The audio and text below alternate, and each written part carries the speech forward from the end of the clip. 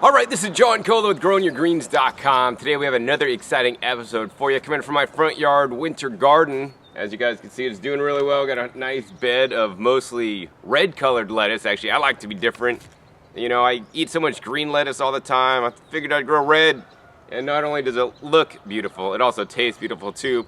Behind that we got some onions and shallots growing. And in this bed we got a mixture of radishes, arugula, broccoli, cauliflower, and kale. All the delicious winter greens that I encourage you guys to grow and eat. In any case, today's episode is about the Q&A. So we got more questions and answers for you guys. And the first thing I want to say is I apologize if you do send me an email or a message through any outlet. I apologize, I can't answer each and every person. I get an enormous amount of incoming emails and I just can't answer everybody. So if you do have a question you want to show up in an episode such as this one, the best place to post it is actually through the YouTube email system. What you're going to do is going to go to my channel page, which is growingyourgreens.com, and I think you click the About, and then there's a little thing that says Contact. Or you could actually go to growingyourgreens.com and click on the Discussion tab, and then you could actually enter a question there, and it may be chosen to show up in a video like this one. If you do need to get your question answered, I do have a way you could do that. I'll actually put a link down below to my Fiverr campaign where you'll pay $5 to a company. I'll get for that, and then I'll actually give you a call anywhere in the United States for a 10-minute gardening coaching session. You can ask me any questions you want or anything you want to do in that time.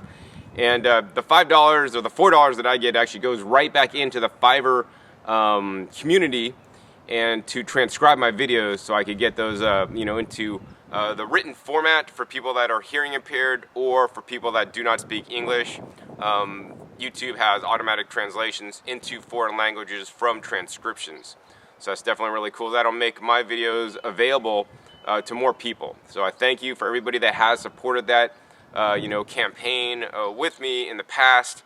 And if you do have a question and want to support me and the campaign to get my videos transcribed so that more people can have access to them and start growing food at home, please click below. Let's get into today's questions. First question is from Wendy Mija. Okay, I'm learning how to garden and I'm doing a lot of wrong things, but oh well. Question, I live in North Carolina and it has been raining a lot. I need a portable greenhouse. I rent in an apartment. Need to take it with me when I leave. I need something good but cheap. I saw one at Big Lots for $50, but I'm afraid to buy it due to reviews online. I think it is the one you got for $17. I don't think it will get that cheap over here. What brand do you recommend? My plants need real sun. They are dying inside, but need to protect from too much rain. I would like something 5 by 5 or so, maybe the size you got for $17 or a little bigger. Please help me. Thanks, Wendy. All right, Wendy. So, most of the greenhouses in general that are under $100 are cheap POS. That's pieces of poop. And I don't necessarily recommend them. I mean, while they are better than nothing, and they may work a season or two, they're disposable. And as a culture, I believe we use far too many disposable items. And, if I could get a good deal on a disposable item, such as my $17 greenhouse that was normally $70, I'm going to be there. So far, it's actually worked good. Actually, one of them actually had an issue where I had too much weight on the shelves because of all my seedlings that were filled with water, and it actually collapsed. So, you get what you pay for. So that being said, I would encourage you to spend more money, invest money now. If you're renting now, a greenhouse is something you can pack up and move with you and take with you for when you move. And you're going to have it, as long as it's a nice durable one, it'll last you many years and be a much better investment unless you get it on clearance. As to the brand, there's a video I made actually, and it's called Greenhouse Assembly with No Tools. And actually that greenhouse I show in that episode I got on clearance also at Home Depot for relatively inexpensive, but Home Depot and Lowe's carries that particular brand, which I don't exactly know the name of it this time. But basically what it is, it's like a really more heavy-duty greenhouse with window flaps and nice heavy-duty zippers, and it was around $179, $200, and it's set up kind of like those portable carports. So they're like nice big steel rods, like much more heavy duty than the cheap vinyl POSs that you could get it, for under $100. So I'd strongly encourage you guys to, get one of those. If you're handy at all, I do recommend checking Craigslist for old window panes and getting some wood and building a frame, putting together a little greenhouse or even a seedling tray. All right, so the next question is from BC133132123132. I use pure peat moss as a seed starter mix for my tomatoes and melons. I forgot peat moss has a low pH. Will my plants die? Should I supplement it with Miracle-Gro fertilizer? All right, I don't know if your plants are gonna die. Every plant is a little bit different, and I'm not there to see what's going on. And believe it or not, I'm not necessarily a plant whisperer, although I can tell how my plants are doing generally. But let's see, should I supplement it with Miracle-Gro fertilizer? I do not recommend it. So many seed starting mixtures are sterile mixtures without any nutrition. Once the plant starts to put out its true leaves, then it's going to start needing to absorb nutrients from the soil that it's planted in.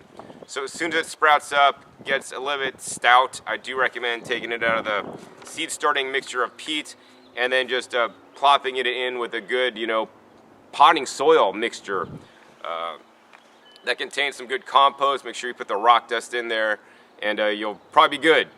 And if it messes up, it doesn't work, that's all right, start over. All right, next question is from Dave1273. So I put leaves on top of my raised bed this year for the winter to help break down and add organic matter to my soil.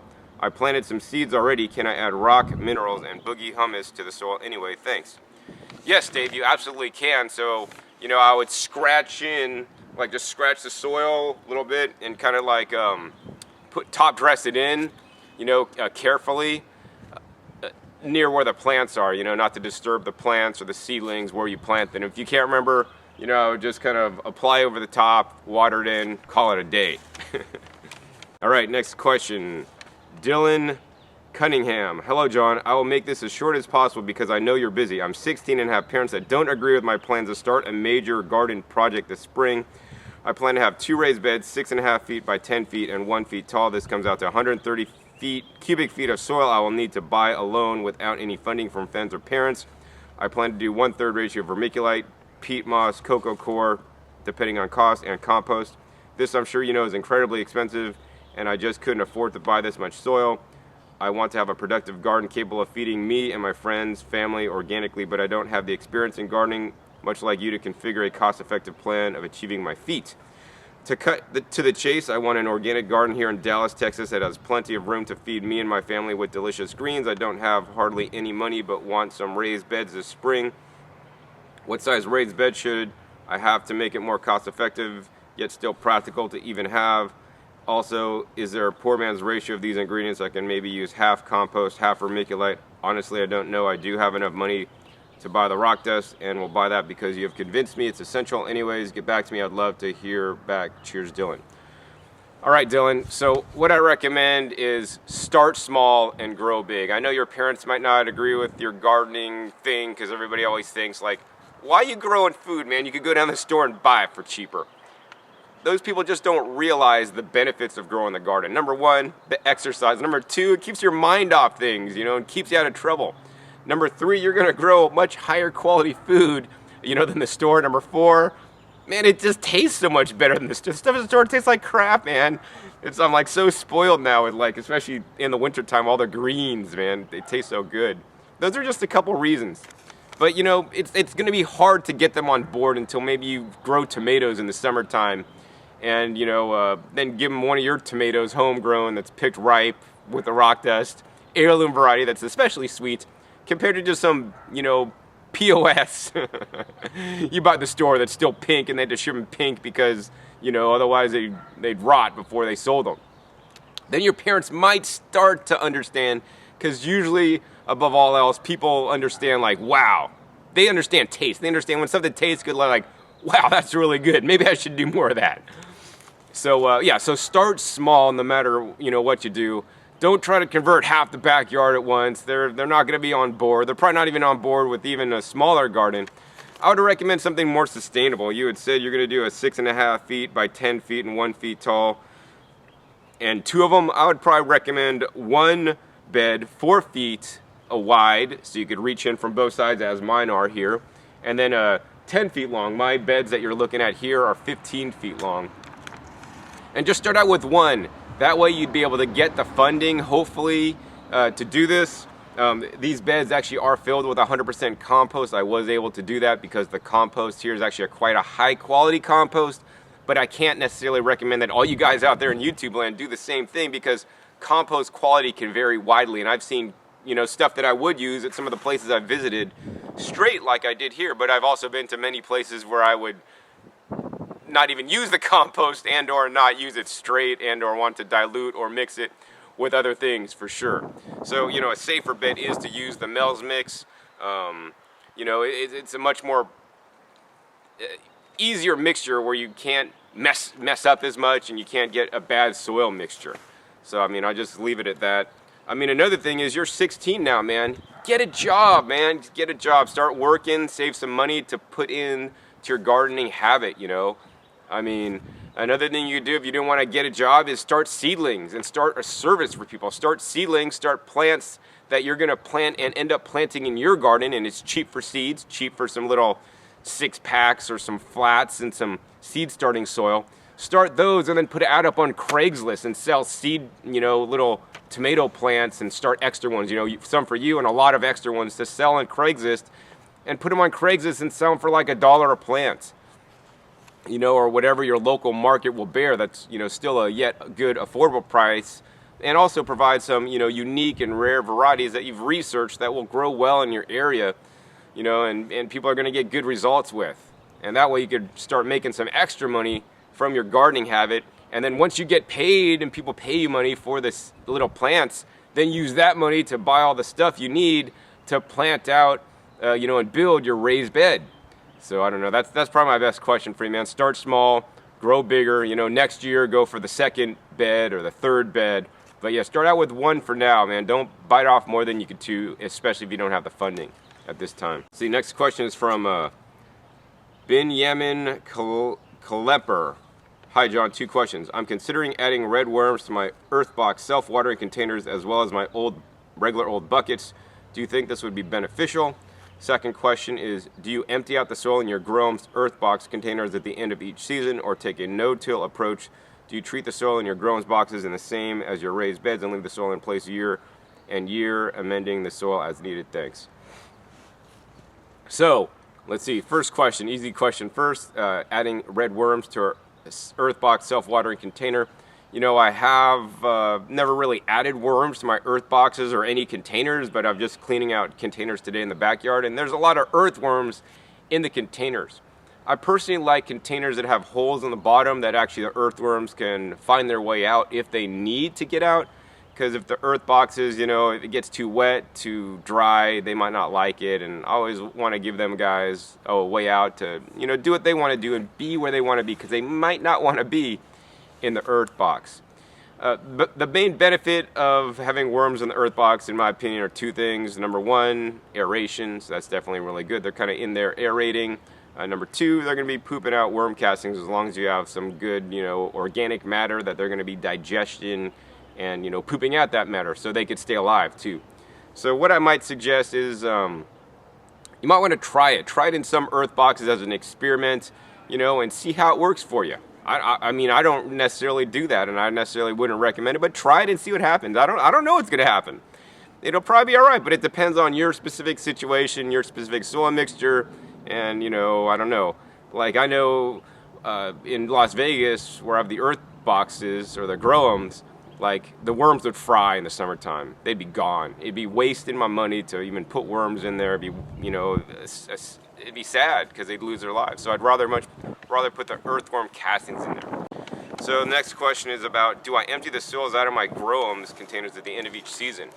So at present time, yes, I have been doing that actually. While I do a no-till gardening approach in a raised bed where, you know, there's earthworms and, you know, all kinds of different friendly bacteria and fungi and everything in there, I treat my earth boxes more as a closed system. And while sometimes I do grow in them year after year without taking them out, I usually dump out all the soil, re-amend it, And then I could use that actually in a raised bed and make a new soil mixture up for the earth boxes, or just take out what's in the earth boxes, add more compost to it, add more, trace minerals, rock dust, earthworm castings, all the different things I put in, remix it up, and then put it back in for a new growing season and ensure that I'm going to get the successful results that I do. Of course, it's totally up to you. I mean, some people, and probably the earth box people, actually recommend keeping the same soil and just adding fertilizer, chemical fertilizer. Depending on how much you're producing in there, you could get away with actually keeping the same soil. I just prefer to take it out. But yeah, if you do keep the soil in there, do recommend adding the rock dust, the worm castings, the compost teas regularly, to keep your production up. All right, next question is from Daniel Gauthier. A racetrack in town might be able to ship a few truckloads of fresh horse manure hay. Does this smell much? Also, would it be too soon, not mature enough to put at the base of tomato plants and other garden items? I appreciate your feedback, Daniel. All right, Daniel, so I'm not a big fan of any animal manures due to the possible contamination of, bad bacteria, also antibiotics and different drugs and things that could be in there. Also, if depending on whatever the horse is eating, that's what's coming out the other end, the residues of that. So, for example, in the case of a factory feedlot, they're feeding them GMO corn and soy, and you're getting cow shit that has remnants of GMOs, which I don't like. On the horses, if it's a racetrack, they're probably treating their horses pretty well because they want them to win. They also might be drugging them up with who knows what kind of stuff. So I would be cautious.